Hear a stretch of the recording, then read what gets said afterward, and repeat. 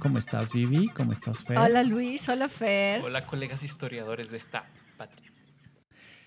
¿Cómo van? Espero que nuestros oyentes les haya gustado nuestro primer podcast. Aquí estamos haciendo un segundo intento y que lo que dijimos en el anterior haya servido como para que puedan figurarse por quién votar en las elecciones que pasaron y por quién van a votar en las elecciones que vienen. Pero para seguir con el hilo de nuestro aporte a los oyentes, tenemos un nuevo tema. Porque lo que nos preguntamos acá es ¿de dónde viene eso que sentimos? Estas confusiones, estas emociones raras, ¿no es cierto? Y hoy pensamos, como siempre, en el contexto y decimos, ¿no es Mercurio retrógrado? Es el amor. Pero a la patria. Así Sí, que comenzamos pensando en tanto bombardeo sobre esta palabrita que nos es tan común, que es la nación, que es la patria, que cantamos desde que somos chiquitos con la manito en el corazón y luego ya no quiero poner la manito en el corazón porque no sé qué mismo es, ¿no es cierto? Y entonces hoy queremos pensar desde esta mirada histórica, pero también de esta mirada como ciudadanos y ciudadanas, pues ¿qué mismo es esto de la patria? ¿Por qué nos causa como entre esperanzas y también confusiones? Claro, y no solo eso, ¿no? Es como se vuelve un relato tan repetido que es difícil realmente sentir algo incluso claro al respecto. Es como, no sé, me pongo a pensar cómo en nuestra formación en la escuela, cuando todavía, bueno, en mi caso al menos, todavía había una situación de límites no resuelta, ¿no? Y claro, el mapa que se proyectaba del Ecuador era un mapa grandísimo también. Claro. Y esta idea de, claro, esta patria herida, la herida abierta, que los compañeros seguramente ubican referencia del gran ausente, ¿no? Ahí nos vamos a evidenciar viejis. Porque millennials. Claro. Claro, y finalmente, cómo ahora tal vez esa idea de patria se ha transformado puede ser como siempre, creo que tal vez nunca dejó de ser eso, un pretexto para algo más, ¿no? Hay que ver, que ya sabemos que los historiadores no buscamos los orígenes pero ¿de dónde viene esta idea de la patria? Y cómo se ha ido transformando a lo largo del tiempo, ¿no? Bueno, las palabras, cuando piensas en estas como conceptos, te llevan a prácticas y a sentidos. Entonces, patria sí se ha transformado históricamente y vamos a empezar el relato con el siglo XVIII. Y en el siglo XVIII, si algo nos llama tanto la atención es por qué, y al día de hoy es en términos de quejas, ¿por qué Guayaquil, por qué Quito, por qué Cuenca se consideran cada uno la parte más importante del Ecuador y están terciando como a veces en rivalidades? Y tiene que ver con este sentido de patria. Antes de la fundación de la República, cuando tienes los lemas en el tardío siglo XVIII y en la época del juntismo de la independencia, el lema de Dios, patria y rey no hace relación en este sentido romántico a la independencia, sino a la tierra de uno, a la localidad. Entonces es Cuenca como patria, Quito como patria, Guayaquil como patria. Claro, y además siempre hay esta cuestión que hablábamos ya en el primer programa, de que América Latina como que es la única que tiene el gran problema de esto, de no construye una nación sólida. Y recuerdo estos títulos de Forjando la nación incompleta, La nación en ciernes. La nación en ciernes. Y yo digo, ¿qué nación está completa? ¿No? Esa es una de las cuestiones que creo que es importante pensar, porque en ese cambio que se da del mundo de la monarquía, por decirlo rápidamente, al mundo de la república, tenemos este problema que dice Luis, ¿no? Son comunidades que funcionan en un territorio, que tienen un derecho común, una forma de pensar, la justicia, que tienen prácticas cotidianas alrededor de un cabildo, y que esa es la patria, que a veces se la llama de manera peyorativa como chica, pero en verdad es un espacio local y que muchas veces se reconoce como el país, ¿no? Por eso se llama paisano, la persona que está en un país, en un espacio pequeño, ¿no es cierto? Entonces, una de las preguntas es justamente cómo pasamos de esa idea de patria como lo que alcanzo a conocer a una patria que es mucho más abstracta y de la que me siento parte, pero no me siento parte. Y que no necesariamente conozco, ¿no? O sea, físicamente no conozco, pero me asumo parte de esa cosa. Y sientes, y eso es lo que vamos quizá a abordar en algunos minutos más, una conexión finalmente. Yo sí voy a sacar un tema pinchoso. Pueden decirme que es un debate antiguo. Qué raro, Luis. Sacando temas pinchosos. Puede ser que hay algunos que les moleste, pero yo saco un concepto usado por muchos historiadores que es el de comunidad inventada. ¿Qué es Ecuador? Una comunidad inventada. No creo yo en este gran relato de que la gran nación que estaba ya desde antes de la conquista en germen o que en la colonia se fraguó. Es cuando hay la voluntad de esta comunidad que decía Vivi, más grande que estas patrias locales, que aparece Ecuador y recién se empieza a construir la nación. Exactamente. Claro, no es algo que aparece con la firma de la separación o con la primera constitución en Riobamba. No es que firmada la Carta Magna, ¡puf!, se manifiesta la patria, porque no estaba antes, sino es un proceso de construcción que puede tomar mucho tiempo. Por eso también incluso me pongo a pensar que en el siglo XIX hay estos... Además que tiene que ver con el Estado, ¿no? Tiene que ver con el Estado, el monopolio de la... ¿Por qué me besan? Yo trabajo un poquito eso. Un poquito nomás. Pero tiene que ver también con el hecho de que esta comunidad inventada se tiene que construir y se tiene que construir alrededor de qué? Seguramente de un Estado, ¿no? Porque es el Estado tal vez pensado no solo como la infraestructura administrativa, sino como una relación política, la que va construyendo un sentido casi como un destino manifiesto de esta nación. Exacto. Yo creo que sí hay un elemento de abstracción, como tú dices, de imaginación, y por decir abstracto no se quiere decir algo incorrecto o que valga menos. O ficticio. Porque recuerden que las cosas abstractas muchas veces son las que manejan el mundo, el amor mismo, ¿no? Esas cosas. El capital, el mercado, etcétera. Son esas abstracciones que, por supuesto, tienen una materialidad y que muchas veces funcionan desde solo la abstracción, ¿no? Y, por ejemplo, cuando decimos nación, hay un líder sindicalista decía, es como un vaso vacío. O sea, la nación es un vaso vacío en donde usted le puede poner lo que quiera, ¿no? Y puede ser muy amplio, muy chiquito, shot de tequila o taza de café, ¿no? Y puede estar lleno de cualquier cosa. Y es interesante porque en sí misma marca la idea de que hay una atemporalidad. O sea, es como que estuviese ahí, ¿no? Porque es un sentimiento, porque es un afecto. Pero ahí la pregunta es, incluso los afectos, no sé, ya pensando en términos más personales, se transforman, aunque de cierta manera, al menos cuando uno está enamorado, nuevamente recordando que este es el tema del amor a la patria, parecería que es eterno, ¿no? Está en el momento, es inmortal, es inamovible.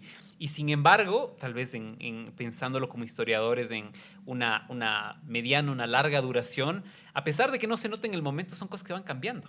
Y a veces son cambios también inmediatos, ¿no? Y en ese sentido tienes que decir que es construido, pero hay una cosa muy especial que hay que dejar claro.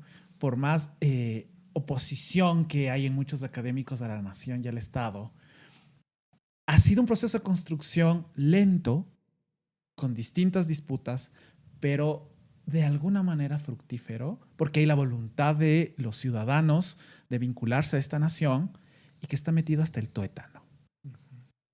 El proceso de introspección de hasta dónde la nación ha permeado en mí es algo que quizá todos tenemos que hacernos una pregunta. Claro, uno de los temas que se trabaja mucho es pensar que la nación no precede al Estado, ¿no es cierto? O sea, no precede a todas esas relaciones materiales y abstractas, económicas, de poner el cuerpo en la guerra o de poner la plata en el SRI. ¿No es cierto? Si ustedes se dan cuenta, esta comunidad política te dice quién eres. Esa es la cuestión, ¿no es cierto? Porque vos tienes una identidad dentro de esa comunidad.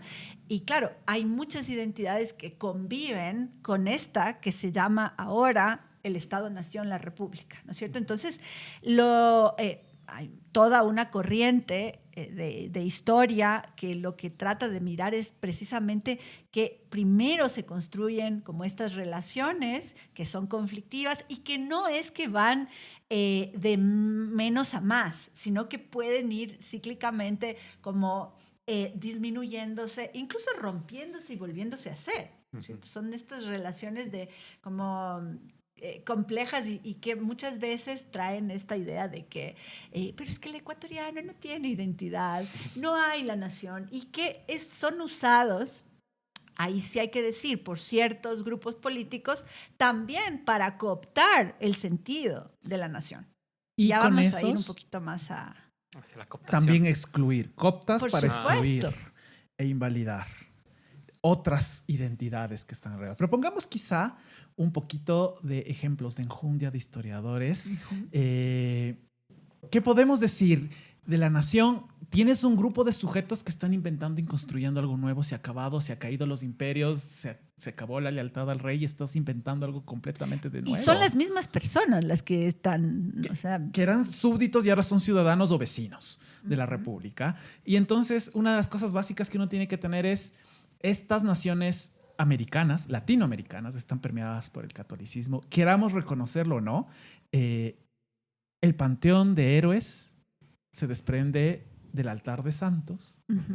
El discurso cívico se desprende del sermón. El sermón, claro. Es lo que tenían, la referencia que estos sujetos conocían. Y claro, además tú eras parte de un cuerpo. El cuerpo de la iglesia también se va como construyendo poco a poco en el 19, la idea de iglesia y también la idea de ser parte de esta nación. Y además que yo creo que algo que es muy importante es de nuevo pensar que estos son conceptos que tienen un performance, que tienen una materialidad, pero que va cambiando con el tiempo, ¿no? O sea que no hay algo dado, y yo voy a citar a José Mejía Lequerica en uno de sus discursos, porque además Mejía era un radical, porque pasa que un momento el rey de España, así rapidito, porque no les voy a aburrir con eso, es tomado preso, o bueno, ahí cede el poder, ahí hay un debate, es tomado preso por Napoleón, y entonces deja el poder en vacío, digamos, hay el vacío del poder, ¿no? Y entonces toca resolver qué mismo hacer con esto. Es una cosa loquísima de esta etapa, y entonces lo que hay que hacer es como ir pensando qué nuevas identidades o qué nuevas lealtades se van a tomar, ¿no? Entonces me parece que por ahí puede ser también interesante como... lo de Mejía, gracias. La man se fue. Un lapsus. La man se fue al carajo. Disculparán, así pasa, gracias. Luis me dijo, Mejía. Que decía, jamás han llovido reyes del cielo, ¿no es cierto? Entonces también es esa cuestión de, bueno, ¿de dónde viene? ¿Cómo organizamos el poder? ¿No? Y creo que ahí también es interesante algo, cuando estaba buscando como fuentes históricas sobre patria del siglo XIX y también de inicios del XX, buscaba, ¿no?, un ejercicio rápido como patria, y me aparecía muchas veces patria y muchas veces patriarca también. No creo que sea coincidencial también, ¿no? Porque finalmente hace la ilusión de que existe alguien, ¿no? Que puede ser no necesariamente una persona de carne y hueso, sino justamente una abstracción que es el punto donde todos resultamos con algún tipo de filiación, ¿no? Entonces, por ejemplo, claro, me pongo a pensar, y hay ustedes historiadores del siglo XIX que conocen más esto que este pechito del siglo XX, es que hay una figura de padre que finalmente tiene lugar en la patria, ¿no? Los padres de la patria, por ejemplo, los padres fundadores. Supongo que en el siglo XVIII también esto de las patrias locales tendrían sus referentes de padres, ¿no? De alguna manera. Quien se reunía en los cabildos ampliados eran los padres de familia, ciertamente. De familia, claro. Pero si te pones a ver en inglés, a veces el inglés ayuda a entender, zanjar estas cosas en el español, patria es fatherland. Entonces, es esta tierra del padre, básicamente. Claro, también como trae consigo la importancia que tenía la familia ¿no? En la construcción política anterior, ¿no? En la comunidad monárquica también, y el pater familias es fundamental. Y entendamos la familia, contexto, no como la familia nuclear que hoy la manejamos, sino son familias ampliadas, completas con un gran jerarca, básicamente. Y en esa medida tal vez se podría pensar en estas configuraciones iniciales de la patria en el siglo XIX como esta idea también de una familia ampliada. Exacto. Amplia, ¿no? Es como la familia ecuatoriana versus la familia neogranadina versus la familia peruana, no lo sé. Claro, además son unos lazos que tienen que construirse cotidianamente y que también tienen que ofrecer algo. Eso que es importante, porque uno ejerce obediencia al pater familias o a esta gran familia, pero también porque va a haber o cuidado o protección o redistribución, reciprocidad. Y esto es importante porque ahí entra el gran tema de la negociación. Justo coincidió que ustedes hablaron de la patria y yo voy a leer mi cita que traje, que es de la prensa de 1847, de un diario, un periódico, que dice: convenidos pues en que el gobierno es un padre de familia y sabiendo que ninguno que ejerce este oficio puede desempeñarlo bien si no conoce perfectamente las personas que la componen, aunque no sean más que 4 gatos. Ojo, con mucha razón nuestro gobierno, padre por ahora de 700,000 hijos, necesita saberse casi de memoria la índole, el carácter, las inclinaciones, la vida y los milagros de sus gobernados para gobernarlos con más acierto, ¿no? Y luego ya el publicista, este escritor, va a hablar sobre la importancia de la policía. O sea, también esta necesidad material de conocer quiénes están en estas comunidades, controlarlos, pero también la posibilidad de imaginarse formas de control, ¿no es cierto? Formas de pertenencia. Por un lado, para ejercer el poder como padre, digamos, o como el gobierno, si seguimos la analogía del padre, pero ustedes recuerden también que hay una relación de vuelta, que también es como, bueno, negociemos. O sea, obedezco, pero vos también me vas a dar. Pero nunca es unilateral. Porque también la gente se levanta, ¿no? La gente se cansa, se va de la casa, molesta con el padre también. Claro, ¿no? y supongo que eso también es una de las razones por las cuales cuando vemos los cuartelazos, los levantamientos, los pronunciamientos del siglo XIX, salta esta idea de una traición a la patria, que es que tiene que ver más con esa relación también, una relación de reciprocidad, una relación de conocimiento de esta familia ampliada, ¿no? Entonces, quien desconoce ese tipo de vínculos finalmente está traicionando este sentido de comunidad del que estábamos hablando inicialmente. Pero tienes una disputa, porque ambos lados van a hablar de traición a la patria.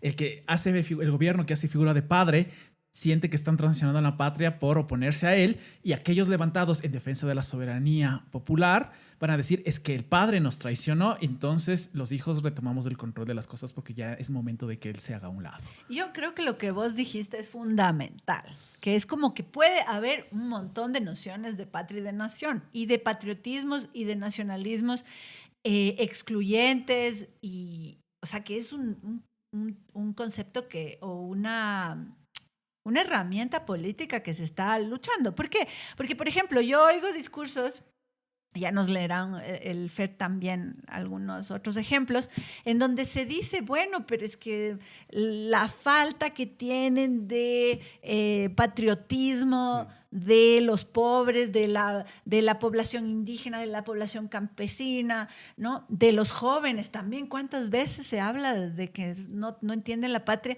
Y al final yo me pongo a pensar, bueno, ¿cuál es la noción que se está imponiendo también? Porque todas las personas pueden tener una idea de nación y de patria, peor aún en un estado como el ecuatoriano, en donde desde el 2008 está aceptada y constitucionalizada la idea de la plurinacionalidad, después de años y años de disputa. Claro, absolutamente, ¿no? Y creo que eso es tal vez lo más interesante para, claro, hablar de este amor a la patria, es la disputa permanente de sentidos, ¿no? Tampoco hay que creo que caer en la lógica bien de construcción, de una deconstrucción permanente, ¿no? Hay momentos en los que esta idea, no sé si cabe el término, se vuelve hegemónica, ¿no? Creo que hay momentos que tal vez son muy circunstanciales.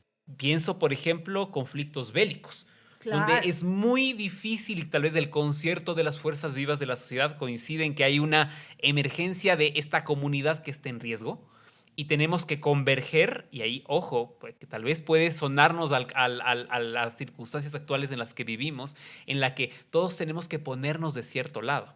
Sin embargo, incluso a pesar de supuestamente este lugar de unanimidad, hay disputa de cómo se tiene que salvar, proteger a esta comunidad política que es la patria. Creo que en la historia nosotros podemos ver que la idea, la construcción del enemigo común es uno de los elementos más eficaces para el fortalecimiento de una idea de la nación desde ciertas élites, ¿no? Si sigues a Ana Buriano, como decían, los momentos traumáticos o estos momentos de crisis definen mucho los giros o los fortalecimientos del discurso de la construcción de la nación.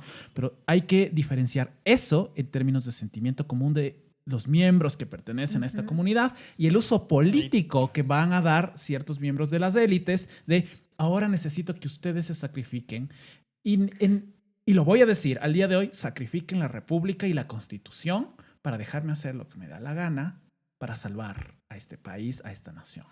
Claro, y más todavía me pongo a pensar en los resultados de las elecciones recientes, el mapa que se publica en los medios de comunicación. Históricamente, uno de los resultados más juntitos. Totalmente. Sí, desde el retorno a la democracia no hemos visto algo similar. Y claro, presentan en los medios de comunicación un mapa bicolor. Y saltan los patriotismos de todo lado de decir, ahí está, separémonos, acá hay dos situaciones diferentes, que la costa por acá, que la sierra por acá, reviviendo la cuestión regional de una forma y los absurda. odios. Los odios, ¿no? Y además esta lógica de, claro, aquí los narcos, aquí los que construimos patria, nuevamente. A pesar de que parece que han pasado y que la noción de patria tal vez no está tan presente en nuestro contexto, lo vemos en estos momentos de álgida situación política, cómo termina siendo un discurso que nuevamente se reproduce. Sí. Y yo creo que algo que hay que hacer constantemente, así como de ya la bandera de lucha de los historiadores e historiadoras, es precisamente como preguntarnos de quién es la noción de patria, de quién es la noción de nación, ¿no? Es una de todos y todas que estamos luchando también, porque lo que tú dices es esto, ¿no? Hay el uso absolutamente consciente de ciertos grupos para decir, por ejemplo, calificar de incivilizados, terroristas a quienes están ejerciendo democráticamente, ¿no es cierto? Este acto del que ya hablamos, que es poder elegir, poder entregar el poder a los representantes, ¿no? Y es terriblemente perjudicial, porque si esto fuera solo bla, bla, ¿no? El problema es que tiene un performance. Luego resulta en violencia, pues. Ejercida desde el mismo Estado. Desde los aparatos represivos del Estado. Y hay momentos en los que lo ejercen también fuerzas paraestatales, ¿no? Bajo el supuesto, me pongo a pensar, tal vez no tanto en el contexto ecuatoriano, al menos no se me viene un ejemplo así en nuestro contexto, pero en los escenarios que han precedido guerras civiles, ya en el siglo XX, por ejemplo, en España, ¿no? O sea, esta propia idea de los franquistas, más patriotas que los republicanos, había una disputa por la noción de cuál era esta patria finalmente.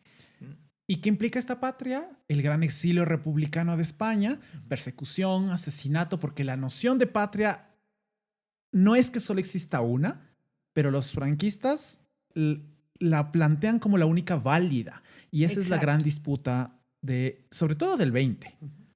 Absolutamente. Y yo creería que del 19 también. Y ahí me puso cara de que, bueno, todo le llevas hasta... A ver, ejemplifique.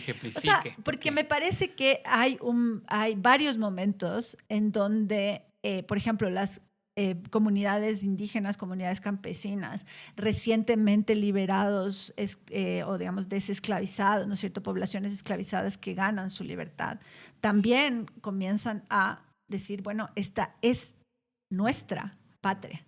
Obviamente, ahí hay una tensión, una negociación en desigualdad de quienes tienen la capacidad de ganar una guerra y ejercer el poder en asambleas y todo, pero hay una disputa. Y hay una diferencia, quedémonos en mediados del siglo XIX y el ejemplo que está poniendo Viviana, de, ok, el ciudadano armado patriota es blanco, mestizo, de milicia, que puede defender sus localidades y el país, pero cuando la persona que estaba esclavizada y ha sido liberada forma batallones, toma las armas para su propio proyecto de nación, es el salvaje barbárico que atenta contra la nación. Claro, Esa el tigre, ¿no? la imagen del tigre. 19. O fines del 19, o el Taura. Al O el Taura. Taura. De mediados del José María 19. Urbina, eres tú. Exactamente. Urbina y sus tauras tienen muchas fuentes. Ahorita vamos a hablar quizá un poco de archivo. En el Archivo Nacional de Historia están todas estas fuentes de estas élites tan temerosas de los tauras. Y la descripción es, son desordenados, les generan miedo, pero ciertamente una de las cosas que está a la vista del historiador es no tienen su proyecto de república y no tienen su proyecto de nación. Y además hay que decir que ponen en tensión a los intereses de grupos económicos, ¿no? Eso hay que decirlo. O sea, creo que es Hay una muy materialidad muy Ajá. real detrás Como de todo esto. no es una cuestión de que la nación voló por ahí o por ejemplo, estas No es el nociones... Espíritu Santo. No es, nunca llovió un rey del cielo, ¿no? Sino que son como relaciones cotidianas que van cambiando, que cambian además cuando se crea un cantón, cuando se crea una provincia, cuando entra también, por ejemplo, una escuela. O sea, hay como una construcción cotidiana que es tan importante y que va cambiando inclusive la naturaleza, que la nacionaliza, ¿no es cierto? Que es como estas montañas ecuatorianas, bueno, las montañas... Este no sé. cóndor altivo. Muéstrenme la cédula de identidad del Cotopaxi. Él está ecuatorianizado de la nación. Sin embargo, es así como medio esquizofrénico, pero no tanto, porque cuando ya lo ponemos en cómo funciona la política, ¿no? Tiene que ser tensionado. El hecho de que sea un poco raro, por ejemplo, que yo diga, es que yo no quiero, no estoy de acuerdo con una noción ultranacionalista que genere xenofobia, por ejemplo, que genere odio a los que no son de la misma nación, etcétera. Pero por otro lado, también esta idea de nación nos genera unas solidaridades bien interesantes, ¿no? Cuando uno dice, bueno, ese Cotopaxi, cuando uno ve, ¿no? Cuando está yendo por la ruta viva y señalas así como el meme de DiCaprio y dice, ve, ¿no? Y de alguna manera te suena ahí el guacho, el corazón, o cuando estás, yo me acuerdo que un profesor mío, Elgara, siempre decía, la nación, todo lo que, o sea, súper antinacionalista en el sentido historiográfico, o sea, de trabajar mucho, de romper el huevo, de ver qué hay ahí adentro. Pero él decía, yo escucho un tango fuera de Argentina, porque era argentino, sí, y a mí me comienzan a temblar las medias. Entonces, también hay una cuestión que puede ser, como digo, que puede ser media ambigua, pero tiene que ver con que es una herramienta de tensión, de negociación. Y es que culturalmente hemos producido a partir de la nación también. Nuestra música. Estamos atravesados por todo lado. Eso hablábamos con Fernando antes de empezar el podcast. El nuevo cancionero latinoamericano apela tanto a la nación y lo que le desgarra a los compositores y a intérpretes como Mercedes Sosa es nos están destruyendo la nación, mi canto trata de recomponerla. Absolutamente, y creo que justo la construcción de una cultura alrededor de la noción de patria en sus diferentes acepciones es algo que está permanentemente.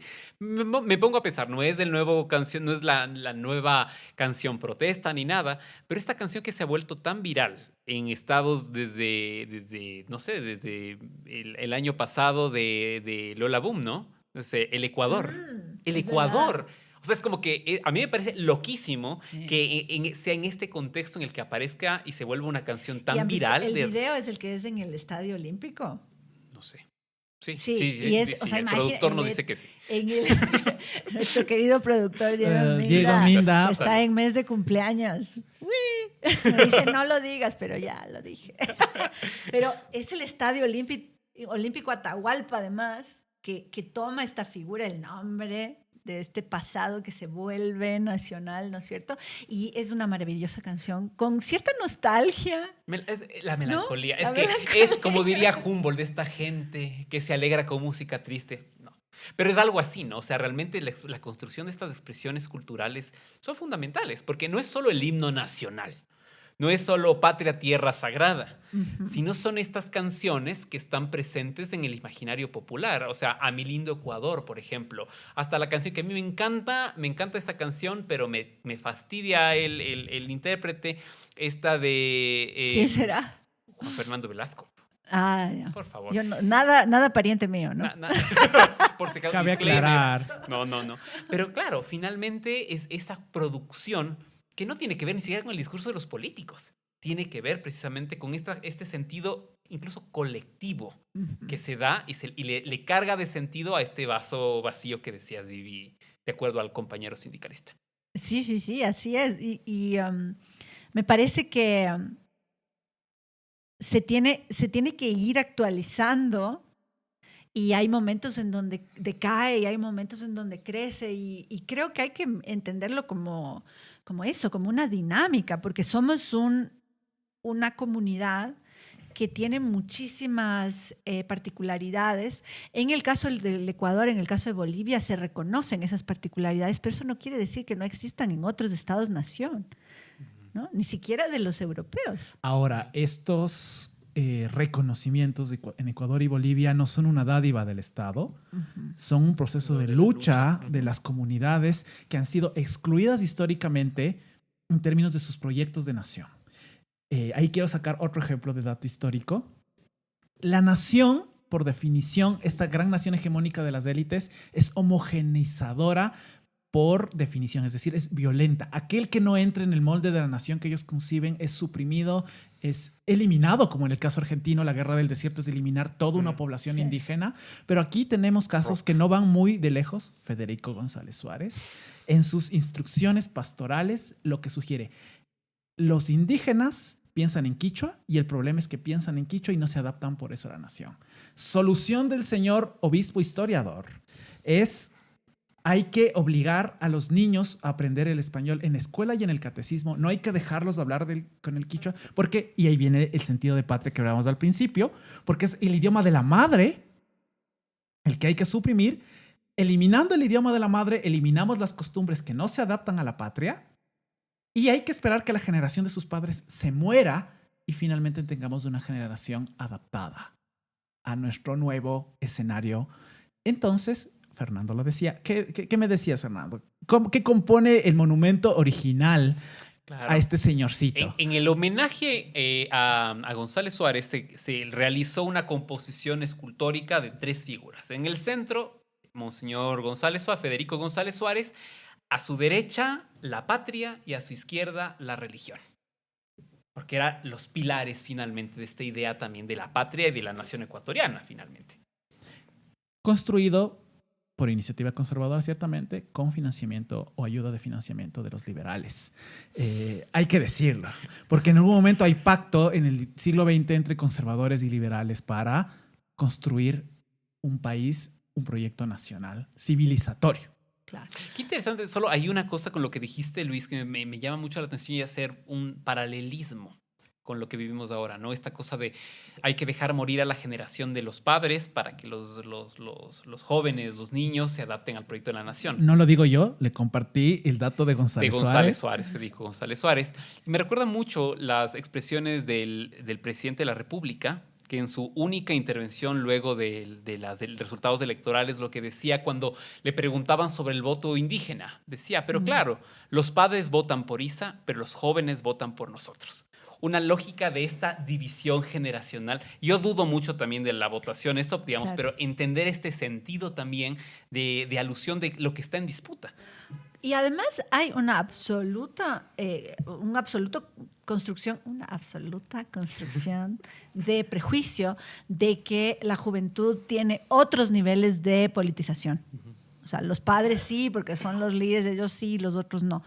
Y yo creo que ahí hay un juego de manipulación, como decía, el vaso vacío, ¿no es cierto? Entonces yo les lleno de cualquier cosa y puedo permitir que ese discurso de la patria, de la nación, se vuelva parte de un jingle, de un programa, de una propaganda, de una publicidad política, ¿no? Así que, ojo, fíjense qué dicen los candidatos sobre la patria y qué hay adentro más de qué dicen, ¿no? ¿Qué ¿Quiénes patria nos están y quiénes no están, por favor? Incluidos en este Incluidos. Ajá, ¿quiénes están excluidos? Y vamos a los últimos casos, paros de 2019 y 2022. En ese sentido, hablábamos también antes de grabar este podcast que había una disputa de sentidos. Mientras la CONAIE convocaba al paro nacional, en redes circulaba esta idea de no es paro nacional. Yo con mi trabajo saco adelante el país. Veamos si existe país para trabajar primero en los siguientes años, si es que vamos por el camino por el que vamos. Pero ellos no me representan. Ellos no pueden hacer un paro nacional porque ellos no son la nación. Porque no estoy ahí. Entonces Claro. es el paro indígena. Con todas las connotaciones racistas que hubo, no es el paro nacional. Porque la nación quiere producir. Y de eso se alimentaron Moreno y Lazo. Y estoy seguro que eventualmente lo hará Noboa, que espero que no, que haya fecha de caducidad de ese proyecto. Sí, y cuando vimos las manifestaciones del 2019 y 2022, no solamente que hubo como una coalición de voluntades políticas diversas que se juntaron en esa gran movilización, sino que también a mí me llama mucho la atención, mucho, esta idea de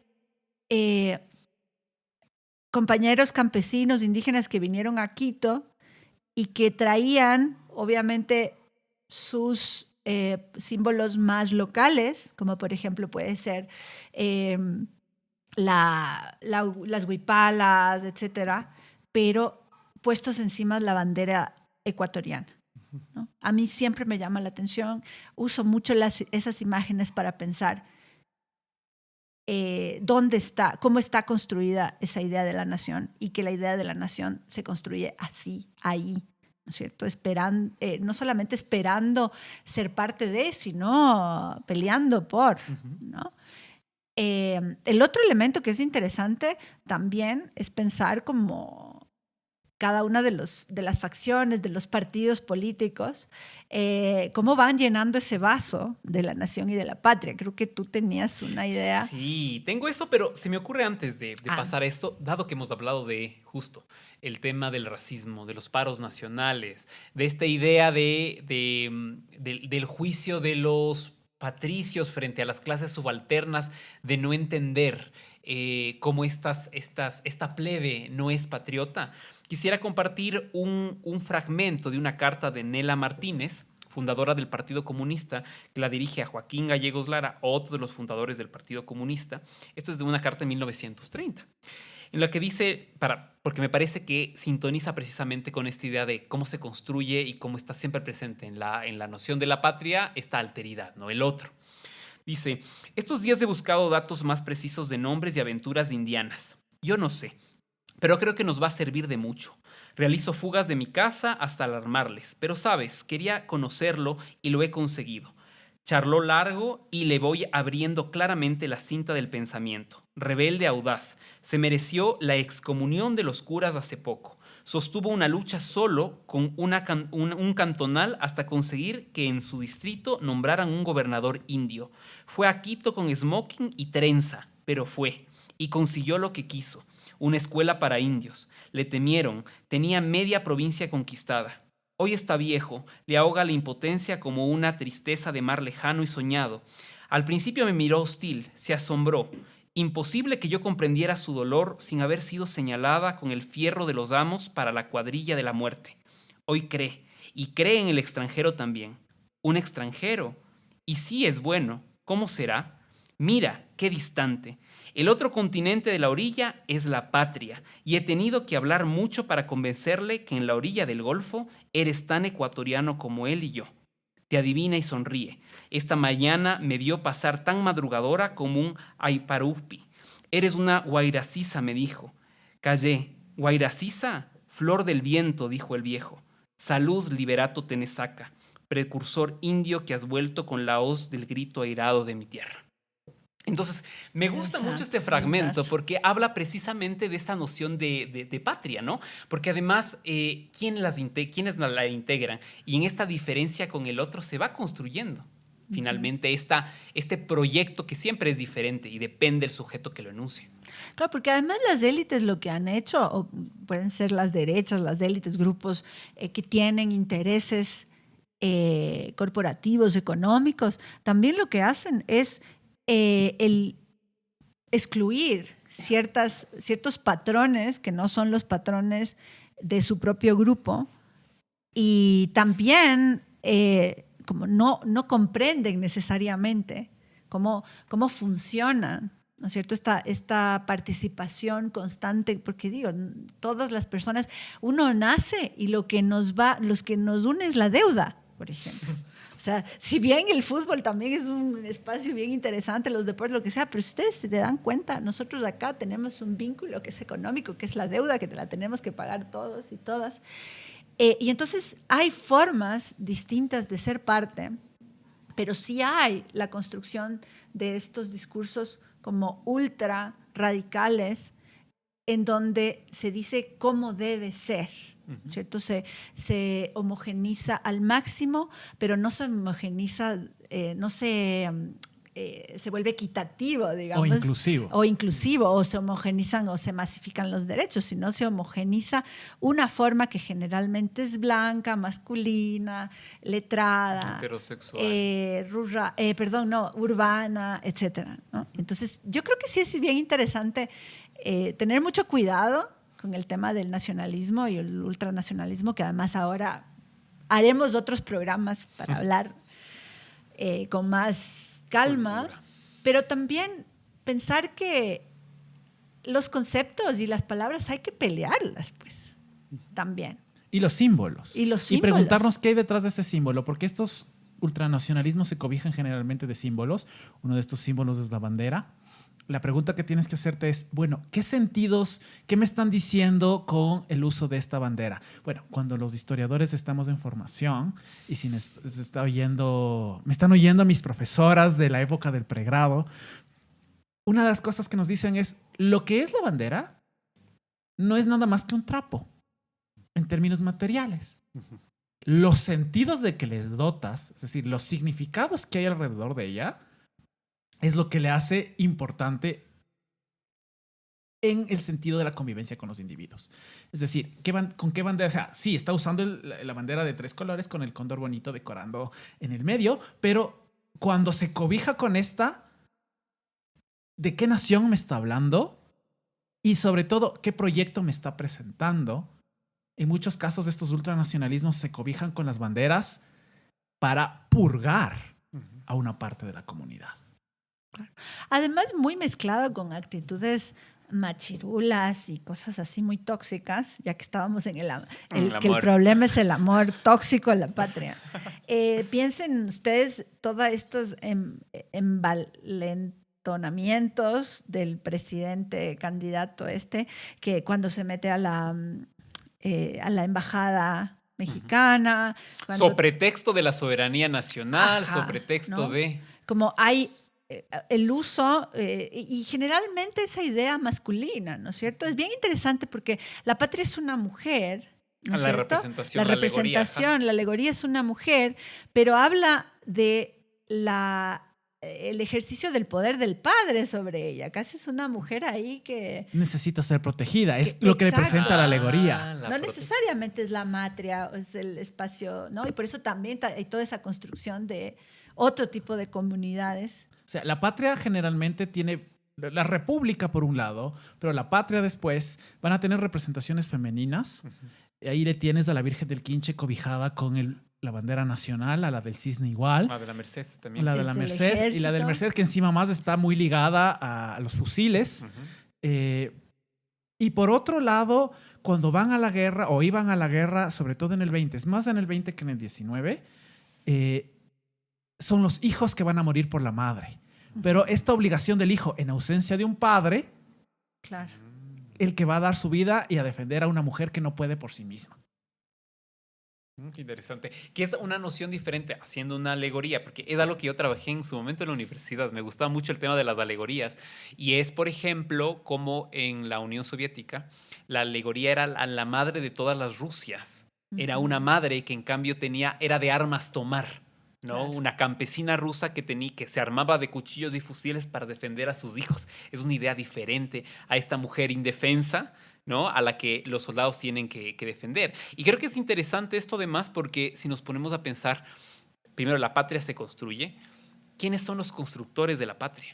Y cómo muchas veces se vuelve peligroso que se privilegia a ciertos actores constructores de la patria, que en el caso ecuatoriano creo que en el siglo XIX, pero fundamentalmente en la segunda mitad del siglo XX y en adelante, y creo que lo estamos viendo nuevamente, como la idea de los miembros de las Fuerzas Armadas se presentan como aquellos únicos llamados a defender a la patria. Nuevamente, este sentido particular de patria, que no necesariamente del sentido colectivo, sino uno movilizado directamente desde el poder. Y ahí que es como se construye de alguna manera el Estado. Con Fernando lo hemos visto en algunos artículos e intentos de artículos que todavía nos quedan pendientes.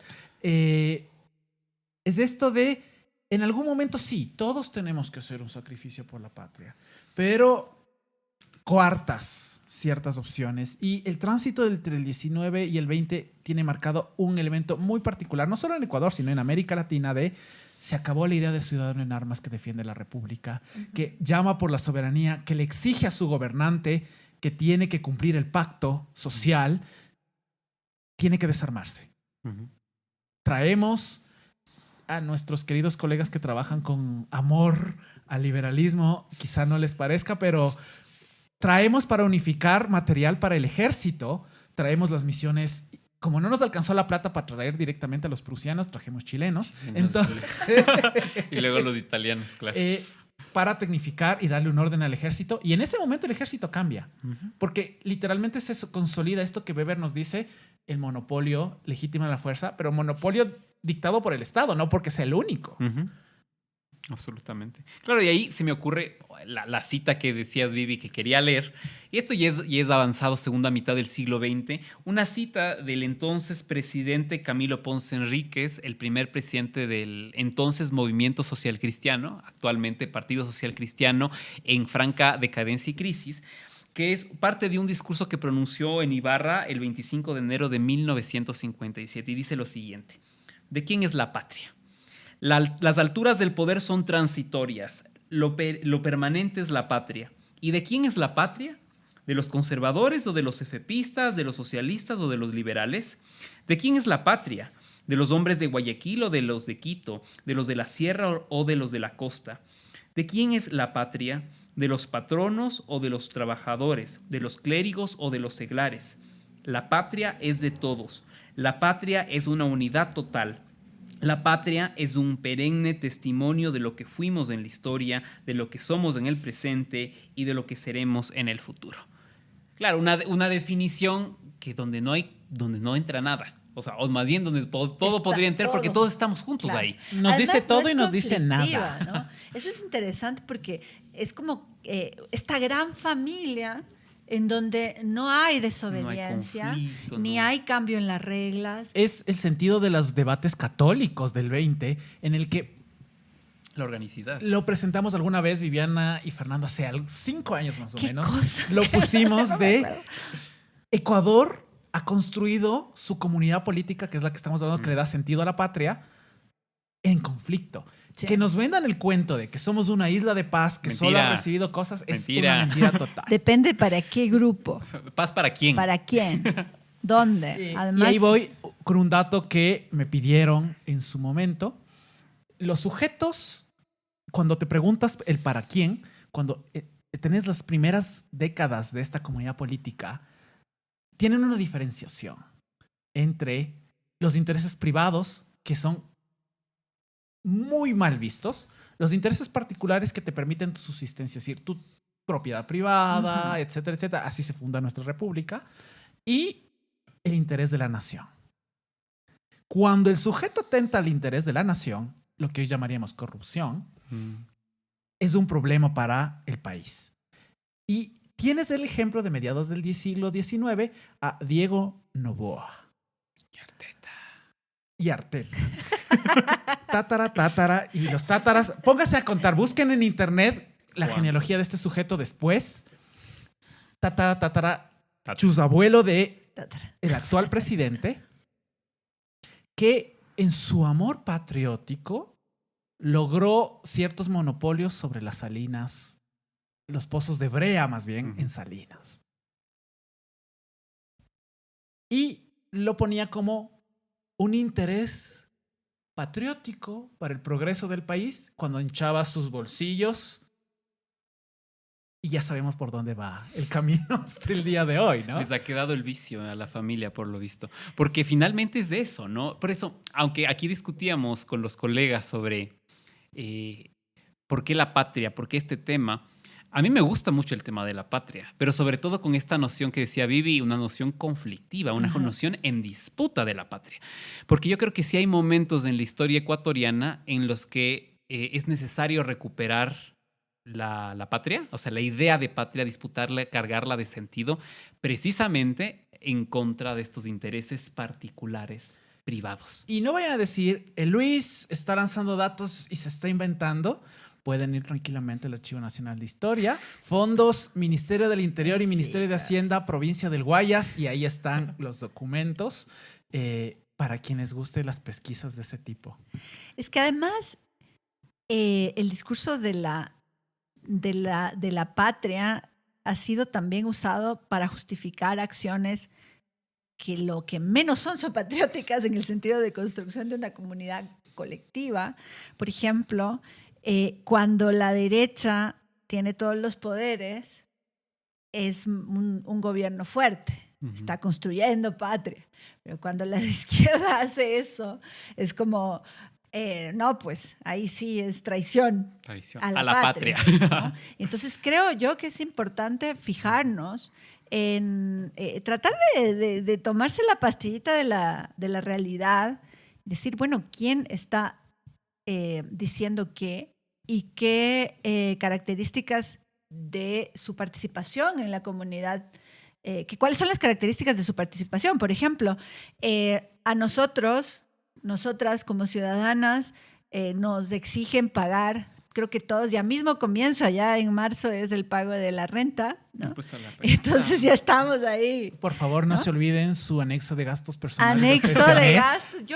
Hoy me llegó el correo y ya me dio la angustia de patriota que tiene que pagar. Y nosotros tenemos que pagar, ¿no? Sin embargo, hay quienes se llenan la boca de decir que están pensando en el bien común y no cumplen con los deberes básicos de redistribución de recursos en esta comunidad. El patriotismo está dosificado. Es decir, es un gran problema que tienes desde el siglo XIX. La República plantea esta premisa de es una comunidad de iguales, que finalmente no es de iguales. Claro, y además el gran problema es que si hay una distinción de otro tipo de construcción de naciones, de identidades colectivas, es que esta, la del Estado-Nación, tiene esa intensificación en la homogenización.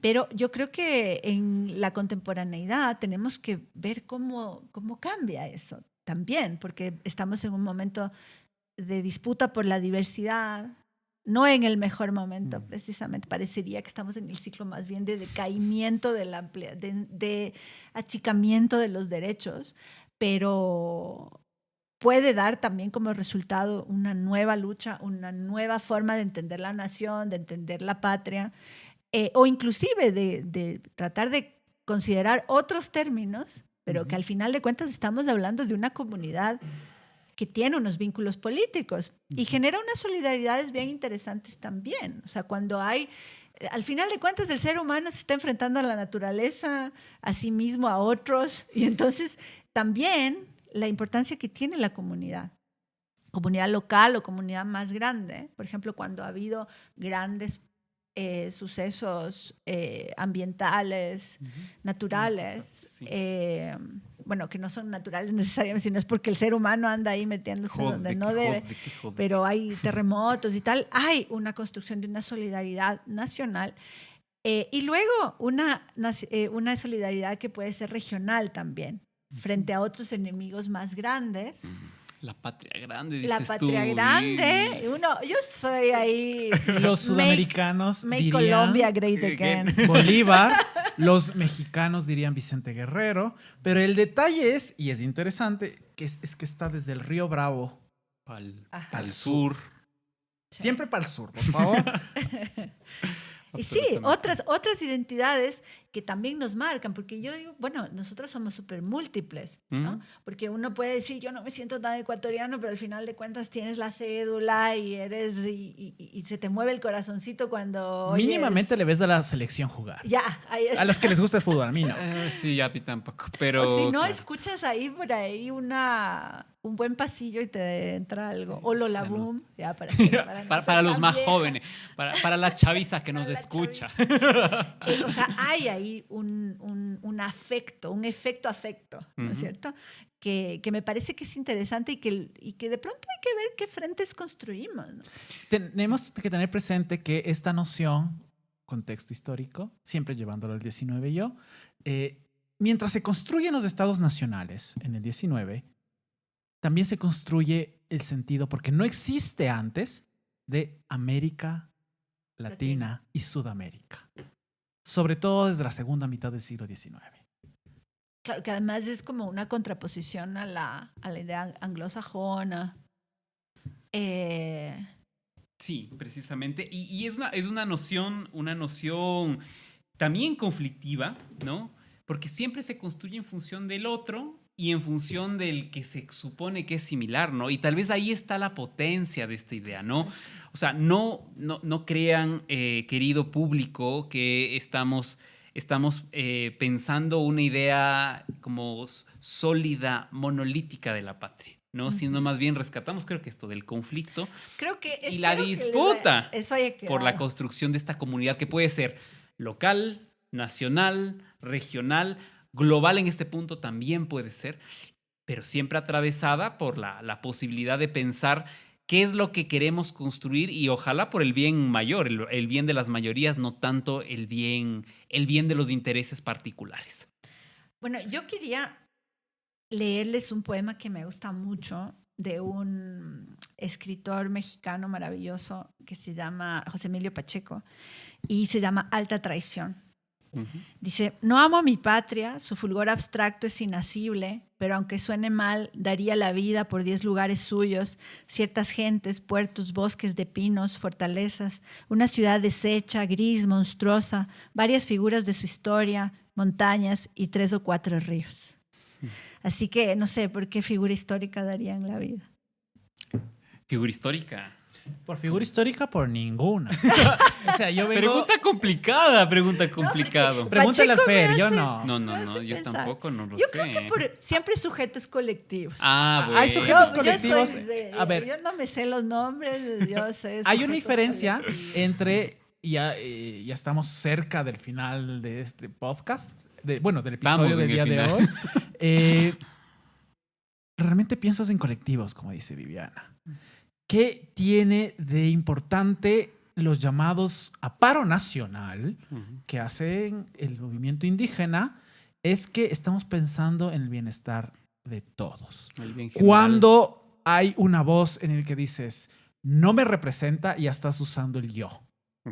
Es decir, ¿cuánto de nosotros, y sobre todo de quienes han combatido, no digo que está mal que cada uno tenga su postura política, pero nos hemos puesto a pensar cuánto de este yo me lleva a pensar, no estoy pensando en nuestro colectivo? De verdad no estoy construyendo nación cuando pienso en el yo. Y la otra cuestión, ahora que pensaba en Pacheco, es, yo sí daría la vida por ese río de Mashpi. Qué bestia. O sea, hay mucho de... Nosotros somos seres que vivimos en la naturaleza, que estamos ahí. Y yo creo que si bien las fronteras son abstractas, si nos sirven para apropiarnos y para cuidar, además en esta época en donde estamos en un momento complejo, pues. Ya que me lo pones, yo desde niño, yo crecí con una ventana viendo el Cotopaxi desde pequeño. Ajá. Y siempre me he planteado esta cuestión, ahora que me lo planteas tú, en cambio, lo traigo a colación. cuando el calentamiento global nos gane la batalla, que nos la va a ganar, No, hay y que el hacer algo. Cotopaxi se quede hielo. sin nada de hielo, ahí Hielo. me voy a sentar yo a llorar. O bueno, ahí hay que ver qué se hace. Yo soy Estamos ya en el punto sin retorno. Esto será un tema futuro, pero No es Mercurio como retrógrado, ustedes, es el cambio climático. Es cuando- el Lo próximo. tenemos que hacer, lo tenemos que ustedes hacer. pueden ver que lo que hemos ofrecido hoy es una variedad muy diversa de concepciones de la nación, la hemos problematizado, hemos intentado tener, pues, o darles insumos para dejarles una dudilla por ahí. Entonces... Bueno, vamos cerrando. Vamos a cerrar con un tema, porque tenemos Compuesto. un colaborador que está por allá en la península ibérica, de Anturio Mirabel y de Guillermo Hachi. Han hecho un temita que tiene que ver con el tema de la patria y de Tema la original. nación. Es un tema original Para este podcast. y entonces cerraremos con eso. Eso ustedes escucharán al final. Y no olviden que siempre tengan presente, recordarán una vez más que esto no es Mercurio retrógrado. Los esperamos en siguientes episodios. Compartan el podcast, denle me gusta en Spotify. Hasta una próxima. Adiós. Nos vemos.